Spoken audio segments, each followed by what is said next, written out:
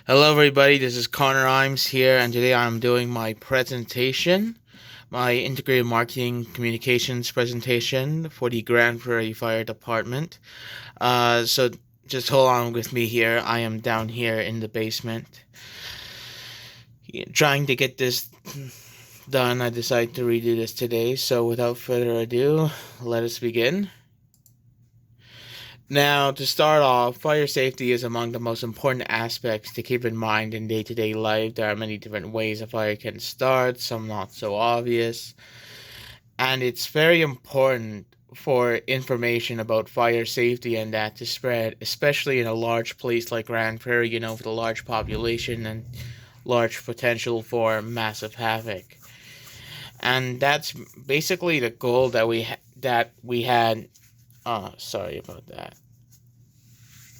That's basically the goal that my initial team had, and what I have for this project is just spreading awareness about fire safety in the Grand Prairie area and some of the specific issues you know that need to be addressed.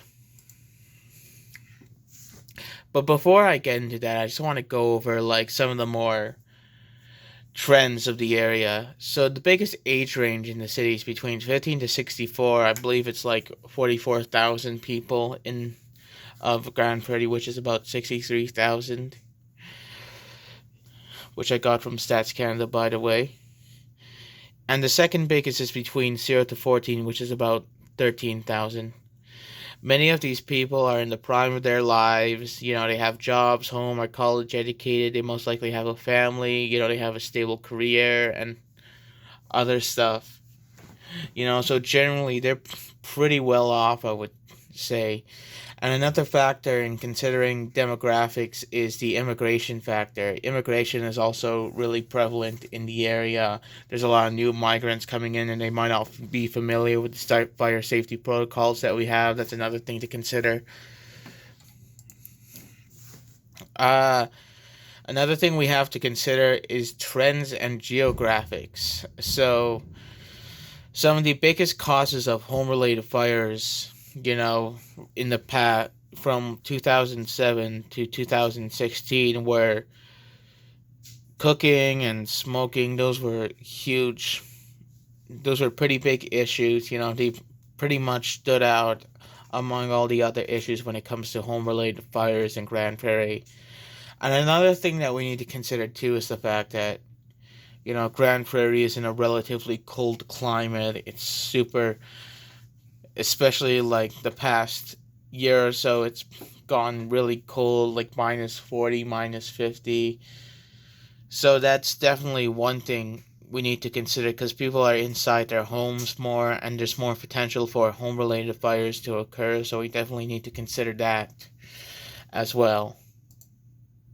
So finally, after getting to know our market, here is how we plan to tackle it. Our marketing plan is to create an IMC strategy that mostly revolves around social media but can include posters and radio ads as well. All these aspects will be thematically linked to a superhero motif and will teach viewers about fire safety relationship with cooking, child-free play, fire escape, smoking, smoke alarms. The campaign will last from May 2020 till the end of August, early September 2020. I put September on the project, but on the I'm just trying to think here, sorry.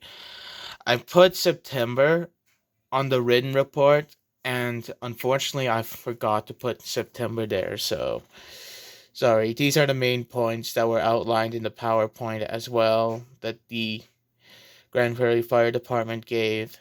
So that's why we're focusing on them, or why I'm focusing on them. Now let's go to the fun part. The creative plan. The strategy will be based around the superhero known as H2O Zone. That's kind of a tentative title, I just made it on the spot. He was once a brilliant child who, through a freak accident, lost his parents to a fire. Now he has created a water-based power suit to save people from similar fates and inform them of fire safety. His main enemies are flares, victims of fires who turn into living plasma, which is basically, fire and that, and exact revenge by tricking people into doing unsafe things with fire in order for the flares to be ignited. So they start off as gases, and they want to become, and in order to cause devastation, they want to become flares. So they want to become like humanoid flame monsters. So in order to do that, they trick people by coming into their nostrils and causing them to hallucinate a bit and encouraging them to, be stupid with fire and cause a fire to accidentally be created so that they can be lit up and, you know, turn into a fire monster and just burn everything down. That's how it works. So yeah, pretty compelling premise if I do say so myself. Social media plan. The campaign will, of course, heavily focus on social media. The two sites that will be used for campaigns will be Facebook and YouTube. They are very popular and provide the best chance of the campaign reaching its target audience. They're very huge. They're very big sites with a lot of people on them. So guarantee you a lot of people in the Grand Prairie area are going to be on those sites.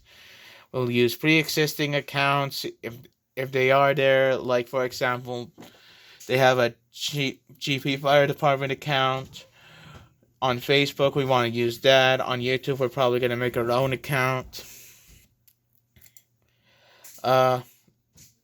Also, I forgot to mention this. Maybe it's the next one.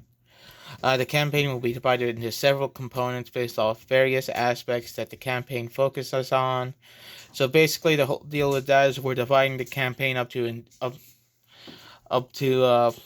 5 parts or so, based off 5 or 6 parts or so, based off these issues we want to deal with outlined here in this slide. Let me just get over here. It'll be about 3 weeks each. We'll post a video for each different sector and 2 posts on YouTube, and we'll also post that video on Facebook alongside 2 other sectors, and we will also run ads, based off where our focus is on, using the videos and that based off where our focus is. For YouTube, videos will be posted every 3rd Monday at 10 in the morning during the campaign, starting the first week. So, first week we'll post a video, and then 3 weeks after, we'll post another video. These videos will see H2O zone fight against players in various scenarios related to the current focus of the campaign.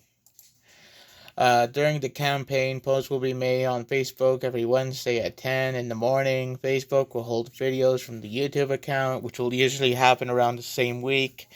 But they will also hold various poster designs and factoids relating to the current topic of the campaign.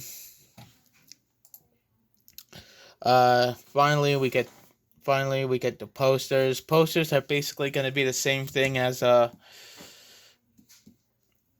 just thinking here. Posters are going to be the same thing as the videos and that. The story will be the same throughout all our throughout the posters and the radio and the YouTube. They'll be the same, but just in different styles. For example, the poster here, they're gonna be a one page comic strip, and it's going to feature, the same setup where it's the superhero versus the evil flare. They will be posted in areas that amass large gatherings. We plan to post these in movie theaters, grocery stores. Just thinking here for a moment. Restaurants, basically places that amass a large amount of people, because like I said before, our main goal is generally exposure. Radio is also going to be another big emphasis. We'll play throughout the day on Tuesdays and Thursdays during the campaign, starting the first week. They will also last throughout. We'll have different radio ads for every sector. of the campaign. They will have the same story as the posters and videos, but be audio based, like an audio drama. I have one with me. I can't play that right now, but I'll send it. Uh, they will be played on local radio stations popular with the target market, such as Q99 and Big Country. And radio ads will also change depending on where the campaign is. So, our ultimate goal is to have at least 1,000 followers on Facebook and 5,000 on YouTube. We hope to gain around 2,000 followers after each sector of the campaign, and 200 and 100 for YouTube. Uh, and when it comes to radio and posters, it's just exposure and that. And that basically ends our campaign. I hope you guys enjoy that, and I'll see you guys later.